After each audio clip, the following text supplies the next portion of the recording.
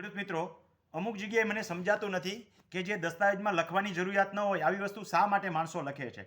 સ્વાભાવિક છે કે એડવોકેટે લખેલું છે, કદાચ પાર્ટીએ કીધું એને લખ્યું હોય કે એડવોકેટે પોતાની મેળે લખેલું હોય, પરંતુ ન લખવાની વસ્તુ લખી એટલે શંકાના દાયરામાં આપણે આવી જતા હોઈએ છીએ. આવા કિસ્સાઓ મને લોટ ઓફ ધ્યાનમાં આવતા હોય છે. આવો જ એક કિસ્સો જે છે એ આપણે સાંભળીએ. બોલો ખેડૂત મિત્ર, શું તકલીફ છે? આપણે યુટ્યુબમાં મૂકતા હોઈએ છીએ એટલે પર્સનલ ડિટેલ નહીં બોલતા. બોલો, વાત કરવી છે કે નથી કરવી? હેલો. હા બોલો. કોણ બોલો? બોલો ખેડૂત મિત્ર, તમારી પર્સનલ ડિટેલ નહીં આપતા, આપણે યુટ્યુબમાં મૂકતા હોઈએ છીએ એટલે બોલો. જય માતાજી સાહેબ, હું હવે મજૂર માણસ છું. વાત આગળ હલાવ. મજૂર છો, ગરીબ છો એટલે તો ફોન કર્યો જ મેં તને, નહીતર કઈ ડાયરેક્ટ મને ફોન કરે, નંબર મેં બ્લોકમાં નાખ્યો, પાછો ખુલ્લો થોડો કરું. ના ના સાહેબ, હવે હું બીજી વાર ભૂલ નહીં કરતો, તમારી નકર ક્યારેય જિંદગીમાં જવાબ નહીં આપું. આગળ વધ.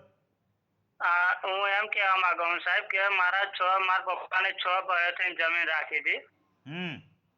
એમાં વર્ષો પહેલા 27 વર્ષ પહેલા લગભગ મોટા ભાઈઓ એવું કહેતા હતા કે આપણે બધા નામ ચડાવશું તો કે પૈસા બહુ ભરવાના થશે, એમ કરીને કે આપણે 2 નામ ચડાવીએ કે.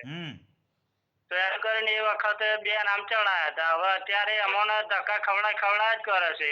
2 વખત મારી જોડે લોટરી કરાવી કે 5 વર્ષ પછી કરાવી, 2 વર્ષ પછી નોટરી કરાવી. પડ્યું છે, એ નોટરી છે. હા છે સાહેબ. હા, તો એના આધારે દાવો દાખલ કરો હક ચડાવવાનો, નોટરીમાં લખ્યું હોય તો.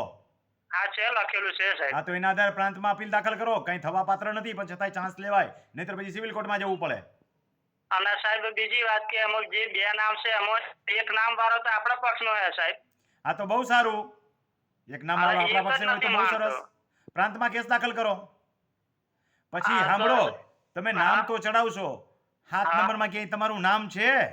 ના સાહેબ નથી. તો નો ચડે. તો કાંઈ કરતાય નહીં, પૈસા નહીં બગાડતા. 7 નંબરમાં તો પેલા નામ હોવું જોઈએ. બાપુજીએ જમીન ખરીદી હતી કે ભાઈઓએ ખરીદી હતી? બાપુજી ભાગમાં કરતા હતા અને 6 ભાઈઓ દસ્તાવેજ કોના નામનો હતો? 2 ભાઈઓના નામનો છે. તો હવે બીજા ભાઈઓના નામ નો ચડે. એના નામ ક્યાંક 7 નંબરમાં હોવા જોઈએ. તમારા બાપુજીનું નામ ક્યાંય 7 નંબરમાં છે? ના. તમારું નામ ક્યાંય 7 નંબરમાં છે? ના. તો ધબોય નમઃ, કાંઈ ના થાય. ખોટા પૈસા બગાડતા નહીં કેસ કબડા કરીને. તમારું નામ 7 નંબરમાં હોવું જ જોઈએ જ્યારે હક મેળવવા જાવ છો ત્યારે. વારસાઈથી જ ખાતેદારી મળે છે. ખાતેદારી અન્ય કોઈ રીતે મળતી નથી.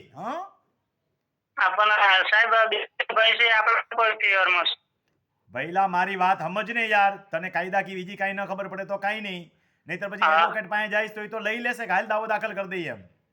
મારી વાત ફરીને સમજો. જે દી લેવાતી હતી ને તે દી આવી ગઈ હતી 27 વર્ષ પહેલા, 30 વર્ષ પહેલા. તે દી ખેડૂત પુત્ર તરીકે, ખેડૂત પત્ની તરીકે અને ખેડૂત પુત્રી તરીકે જમીન ખરીદી શકાતી હતી. આજે એવું થઈ શકતું નથી. એટલે હવે તમારા બીજા ભાઈઓ તમે હક આપવા માંગતા હોય ને, એને અંડા ગંડા કહેવાય. એવું તો કોક કરીને અત્યારે કોકને ખેડૂત ખાતેદાર બનાવી દે, જેન્યુન કેસ હોય તોય. એટલે તમારા કેસમાં કશું થઈ શકશે નહીં, કશું કરતા નહીં. ખેડૂત મિત્રો, એક વસ્તુ બરાબર સમજો. ખાતેદારી જે છે એ વારસાગત જ મળે છે. જે અગાઉ ખેડૂત પુત્ર તરીકે, ખેડૂત પત્ની તરીકે કે ખેડૂત પુત્રી તરીકે, એટલે કે એના પિતા કે પતિ ખેડૂત ખાતેદાર હોય તો જમીન ખરીદી શકાતી હતી.